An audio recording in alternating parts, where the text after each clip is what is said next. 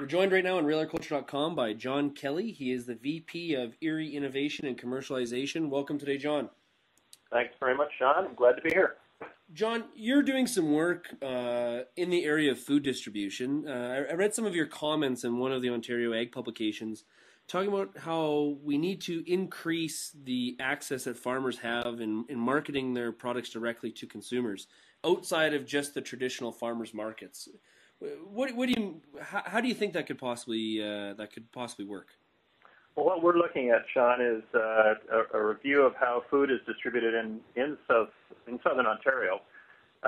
Currently, the way things are done are through, at the end of the farm gate, farmers markets, or through direct shipment to some of the major retailers, or through the Toronto Food Terminal, and those types of things. And those systems are all working reasonably well. But what we're looking at is to see if there are other options for us to distribute food in southern Ontario. It deals with fresh produce, but it also deals with processed foods, looking at whether it's processed IQF or individual quick freeze fruits and vegetables, or meat, cheese, dairy products, those types of things. So it's really an evaluation of how we do things and to determine if there's a better way to do it. So in your evaluation in getting to this, quest to do the evaluation, do you think the farmers markets aren't necessarily doing there's a better way then? Farmers markets have their place, don't get me wrong, and lots of people go to farmers markets. What we're looking at is finding additional routes to market for farmers. Okay. The more routes there are, the more competition there is, conceivably the better the return to the grower. Yeah. So in today's world of technology and the way that we do a lot of shopping now, obviously the online model has maybe a place here? Well, the online model probably has a place, but it's not one that we're only looking at. There are different options for it. If you look at how tender fruit is shipped, most of that is shipped directly to the major retailers, so it bypasses the distribution warehousing systems. You look at other products, and they'll go to very large warehouses and then be distributed out.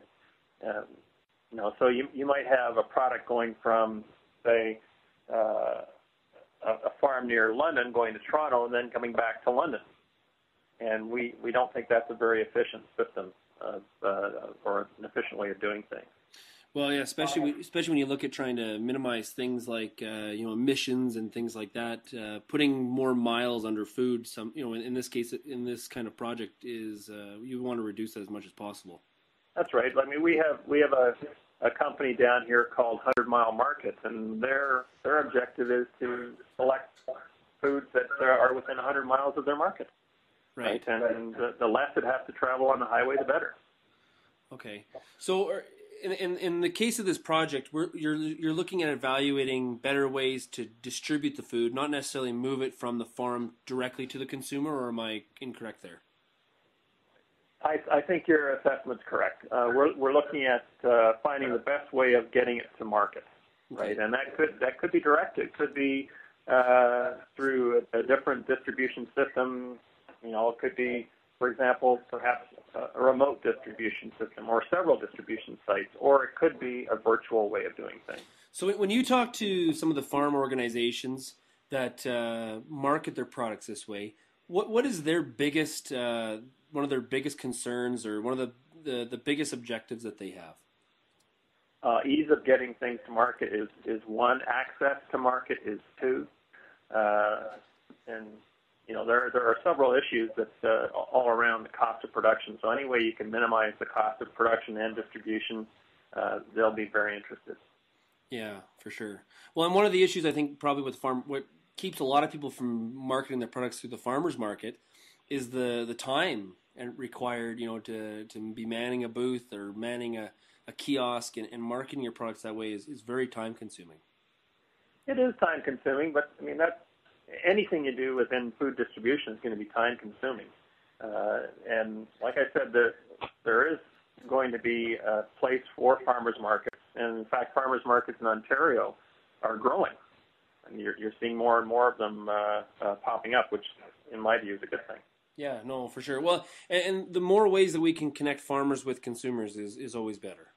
Right. So one of the things that Dairy Innovation and Commercialization is working on is trying to get producers to think beyond the farm gate and to think about where their product goes and where it ends up. And a lot of producers do. We just want to make sure we get the maximum value for these producers. Okay. So, John, when are you going to have your findings or some of your recommendations coming out? Well, we're just beginning. So I suspect within 8 months or thereabouts, there is a study that has to be done, and there's a lot of data that has to be considered and analyzed before you can make the final recommendation. Okay, and is there certain kinds of products, like obviously you mentioned some of them like fruits and vegetables. Does wine fit into this? Is that classified in this, or what are the products that fit into this project? Well, the wine distribution would fall under the alcohol regulations, so it would not be part of what we're talking here. But it would be talking about processed fruits and vegetables. You know, if it's we have a new IQF facility which is being developed in Delhi, Ontario, and that's to handle asparagus to zucchini, and it's moving and transporting those products to the market. It'll also look at distribution of independent meat producers' products, for example, dairy products, specialty cheeses, those types of things. So there's lots of different products that could be part of this whole schedule. Perfect. Well, John, thank you very much for joining us today. Good luck with your project, and we look forward to hearing some of your findings. Thanks very much, Sean, and call anytime.